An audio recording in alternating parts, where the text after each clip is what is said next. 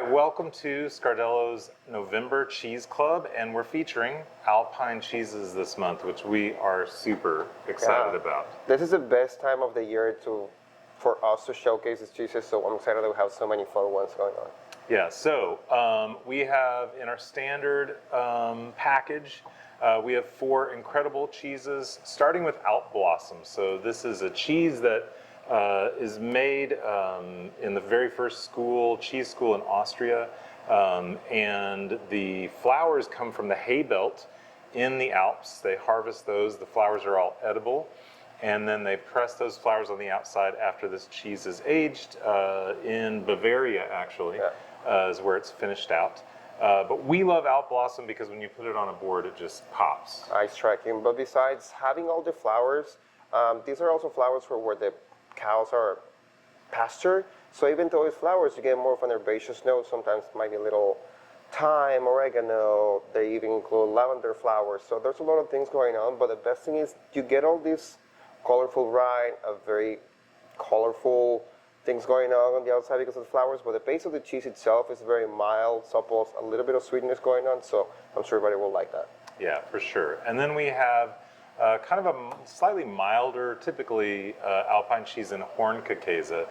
So Hornkäse, Swiss cheese, raw cow's milk, but the really interesting thing is that the producers of this cheese, they believe that cows that have their horns intact actually make higher quality milk. There's a store of calcium that's located in those horns, so they don't actually have to have that supplemented in their diet.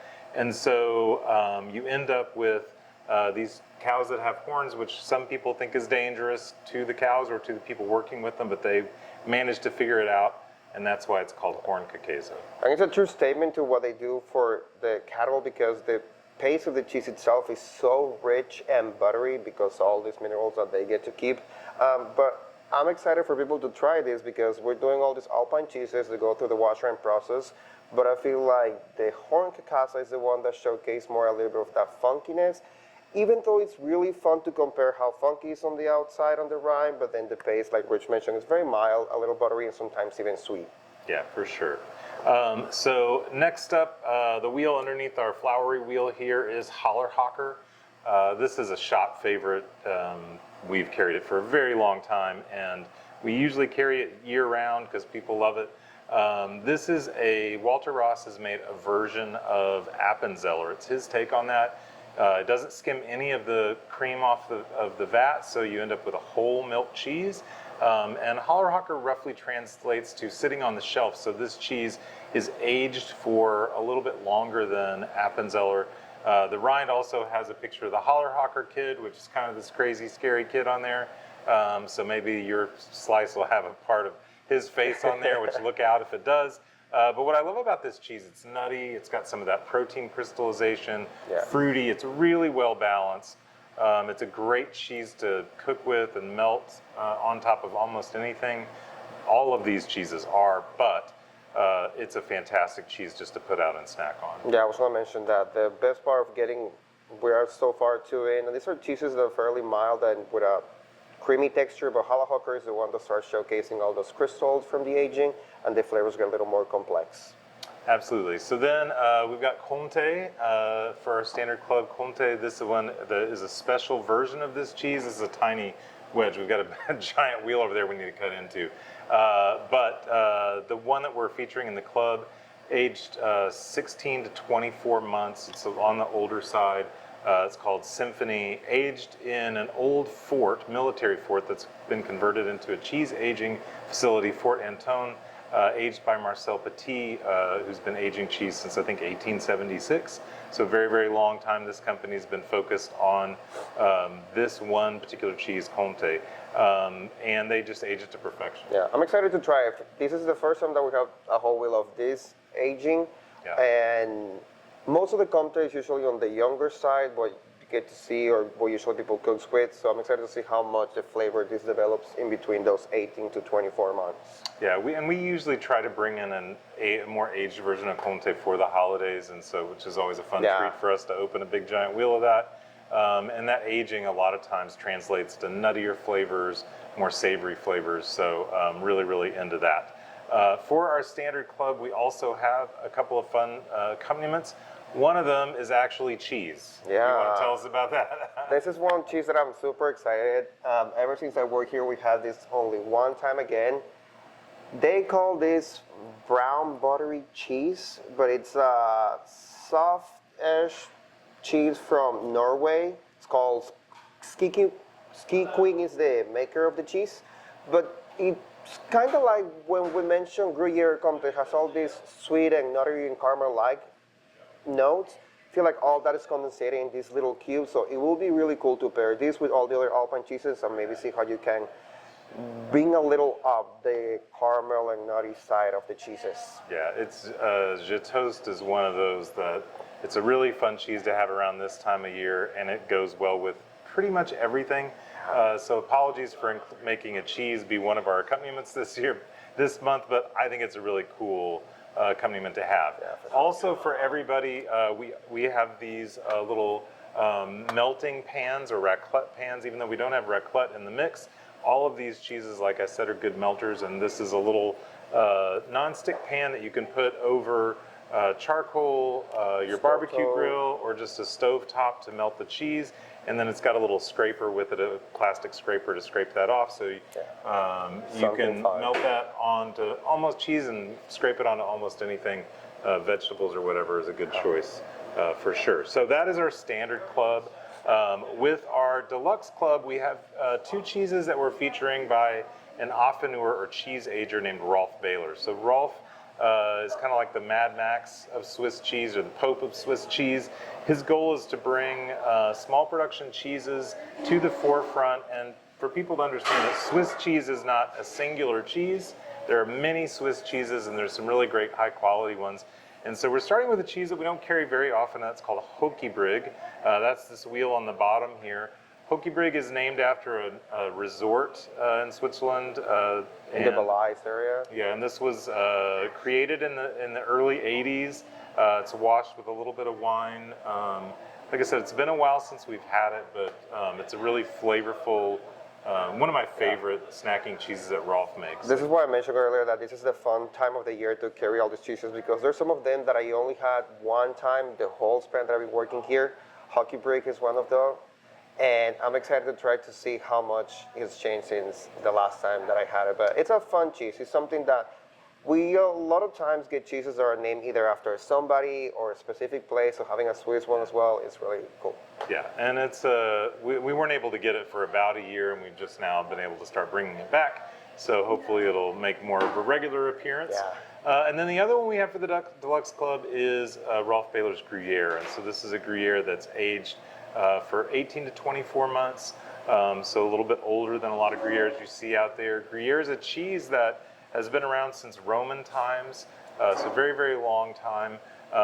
And when you age Gruyere, at about 12 months, it goes through a secondary fermentation process, so which develops more flavors. And so that's why having a cheese like this that has a little more age on it, it's just going to be a more enjoyable and delicious experience.